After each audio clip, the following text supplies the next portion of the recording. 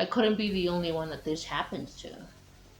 20 years of preparing for one illness when it's clearly something else. And as you guys know, with the journey of the vascular type of Ehlers Danlos, 5 years ago, November to be exact, that, and it's kind of ironic that I was diagnosed in November 2003, and then 5 years ago, same prognosis as far as doctor telling me, okay, you're not doing the greatest. We can't give you a timeline, just like your deaf blindness. We can't give you a timeline as to when that's actually going to reveal itself. We can't predict the future type of deal, right? And I just find it interesting that a lot of people, as far as like the medical field, is at a loss with this, as far as the Ehlers Danlos. And I find it really, really crazy that we have to rely on an organization that's out of America in order to get the proper awareness, the proper treatment, it's like just to get a doctor to listen to you alone is beyond me. And me having multiple disabilities, it makes it even harder. And while I don't like the fact that doctors tell you, oh, it's just a connective tissue disorder, it's not a big deal type of speech, this is killing those of us, regardless of what type you have, okay? Regardless of what type you have, and regardless of your genetic makeup, regardless of any other ailments that may coincide with Ehlers Danlos. This is a big deal. People are dying left and right due to complications from this, okay? And it's a bigger fight than we as individuals that are dealing with this, that were given this card to deal with in our lives, than we can handle. And I'm just being real with you. In talking to so many individuals that asked, how did you get diagnosed? How did you get misdiagnosed? If you don't have the type that you thought you had all along, where do you go from here? And then there's also a lot of negativity when it comes to this illness, because it is a death sentence. It's similar to, unfortunately, a lot of people compare this to cancer. This is a death sentence as far as this illness, because it eventually creates issues, because the disease has nowhere to go. As much as doctors want to act like it's not a big deal, right? Any disease has nowhere to go. There's no pushing it out. There's no in syringing it out. There's no pill you can take, or even a water pill you can take to flush this disease or any disease out of your system. So over time, what ends up happening is it causes destruction as the time goes on. Now, I find it like it makes a lot of sense that, in my eyes, as to why I've been able to come up with my own basically concoctions of remedies, being able to do pain management on my own, being able to, and even a lot of medical professionals are shocked in the fact that I've been able to do everything on my own, because a lot of people, mind you, that don't even have a chronic illness or a terminal illness or a fatal illness like vascular Ehlers Danlos, don't even give themselves the time of day or the consideration to take care of themselves. A lot of people don't, whether they're parents, whether they are just workaholics, whether they just feel like their body doesn't matter. And that's not like a judgment, that's not like a diss on you guys if you're one of these individuals that doesn't put good things in your body or doesn't apply things that are good to your skin. It's not a knock on you, it's just a simple observation. that I've seen over the years, me being disabled and being surrounded by individuals that are non-disabled, right? And I just find it really, really, really, really disheartening too that I'm not the only one that gets dismissed as far as like treatment and being taken seriously, or their pain being taken seriously. I know throughout my journey it's been kind of a rocky one, and 20 years ago they didn't have the knowledge that they had that they do now with the Ehlers Danlos, and I contribute that to the Ehlers Danlos Society, making it their mission to raise awareness, not necessarily steal billions from you and then make a promise they can't keep, basically lying. And they would just rather raise awareness because there's nothing that can be done for this illness, unfortunately. I stop breathing a lot of the times, and sometimes it's, you know, during the day, sometimes it's at night when I'm sleeping. But I was actually born with that.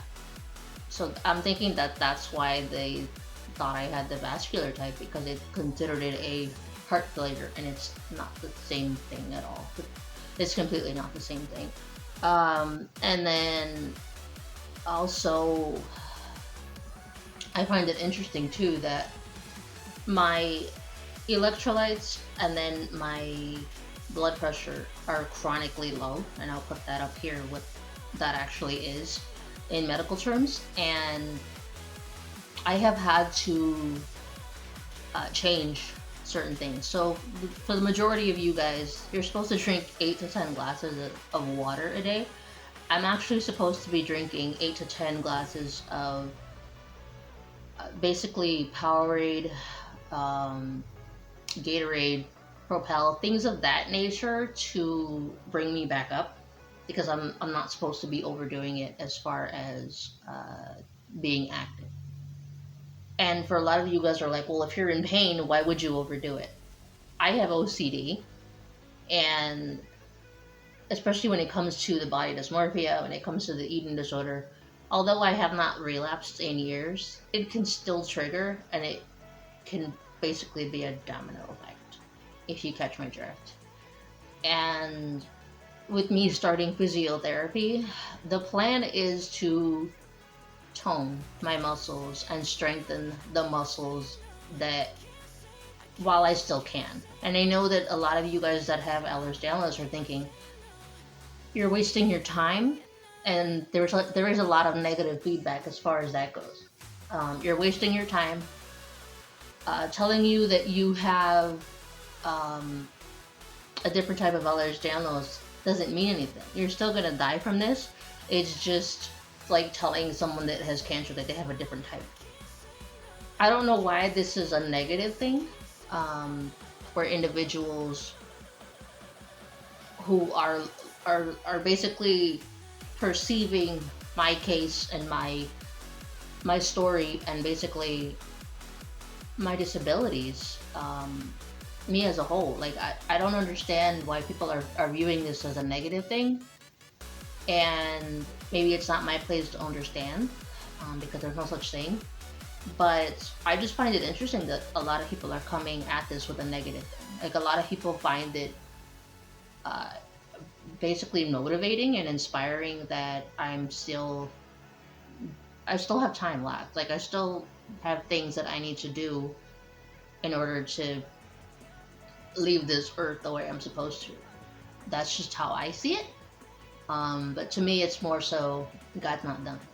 You know, he's not done with what he needs to do. He's not done with what I have in store, so to speak. And I think that a lot of individuals that are negative about this is coming from a different perspective. And I've told a lot of friends that have been there through so many years with me, and I felt like I had to tell them first before I made the video, because it's just common courtesy on my part, from my perspective. And a lot of them cried. Like a lot of them were shocked, were like, are you serious? And then a lot of them were like, that's messed up. I can't swear on YouTube anymore. But a lot of, basically, the majority of it was, a lot of them were in tears. And it's like, at first I thought I maybe have hit a nerve. Maybe I had done something maybe too insensitively. I don't know, because I'm pretty blunt. But it turns out that the tears were actually tears of joy, because they had more time with me. More time than they thought. Well, basically that I thought. I mean, I'm going by what the medical professionals are telling me, and it's completely false, so to speak. But I think that that's what professionals need to remember too, when it comes to this illness, or when it comes to any type of chronic illness. You want to control something that's out of your control. I mean, that's just part of being a doctor. Let's just be real. The doctor's job is to make you feel better, regardless of what you have. Okay? Regardless of their patient, regardless of what you have, that is their job. To make you feel better and to basically help you, so to speak. But unfortunately, for those of us who have illnesses that aren't reversible, illnesses that you can't come back from, illnesses that eventually will take us, right? But in all actuality, what ends up happening is you're making things worse than needs to be, and you need to start listening to your patients. Just my thoughts and my opinions. But I feel like a lot of individuals, as far as the medical field, take on that God complex, and then they take on the I can save you type of deal. And while there are a lot, I mean, there are a lot of different things that I've seen so many individuals with Ehlers Danlos, regardless of the type, try so many different treatments. They have done the holistic approach, which is, I guess you could say, mine, because I don't rely on the doctor for this. Pain management, whether that's by themselves or whether that's through an actual treatment facility, that can be done. Some people are at the point where they're on home care or hospice care. There is another word for it, but I'll probably put that here because I can't think of it right now. And then a lot of individuals stay active, such as physiotherapy. A lot of individuals eat right, and by that I mean there's a lot that goes into it. So I have to cut out gluten, dairy, sugar, salt, and meat, and these five things alone causes inflammation. And for me, I'd rather not be in pain. Just me. A lot of doctors at the time were concerned when I started doing CBD and THC, both together, and I prefer to do it in it's basically like a cigarette, but it's not a cigarette, because it's in weed form. And the reason that a lot of doctors were concerned, and a lot of my therapists at the time were concerned, was because of my previous addiction, when it comes to trying to escape from basically everything that I dealt with. But clearly, being recovered for so many years has helped that, you know. And it is possible for individuals who are addicts that later on in life, utilize weed or CBD for different purposes. And I don't do it every day, and then I'm only allowed like 2 at a time. I can't smoke any more than 2 throughout the entire day. And that's not a prescription thing from the doctor or anybody else. That's simply my body's way of, that's all you can take. That's all you can really inhale anymore. And I think my body is, because I'm so in tune with basically what my body needs and doesn't need, that's just my stopping point. That's just my limit. Smoking just 2 of those.